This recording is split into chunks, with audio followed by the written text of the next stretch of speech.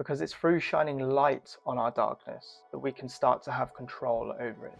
So if you can get to the point where you are becoming more conscious of the thoughts that are entering your mind throughout the day, this is going to serve a really good purpose to just give you a much stronger foundation for you to make decisions from. Because essentially all of our decisions or actions that we make will come from an underlying thought or emotion or combination thereof. Now, we also have our filtering mechanisms like our belief systems and perceptions and so on, but we'll leave that for now. Now, often it's the thought that actually comes first, which then becomes energized through the associative emotion that you feel when that thought comes in. And this is generally going to be based on your belief system. So the thought will enter your mind, and based on your belief system, you will associate a certain amount of energy with this thought, which will create a particular emotion. And now it's the energy that comes from this emotion. Think about emotion as energy in motion. And then this emotion is what creates the underlying driving force, which will result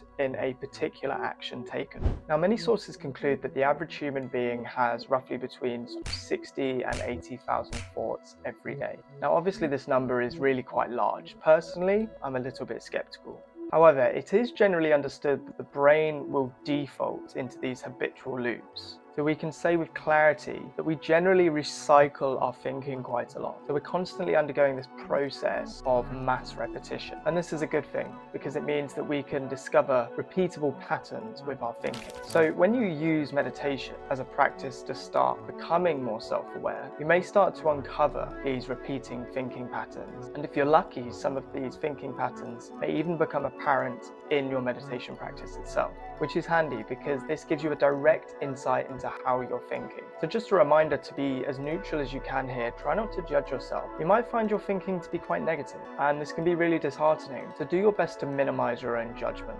At the end of the day, this is just data for you to dive into the pattern itself and see what you can take out of it. So the question then really becomes, is this thought pattern serving me, or is this thought pattern working against me? And the key here is to just have some humility.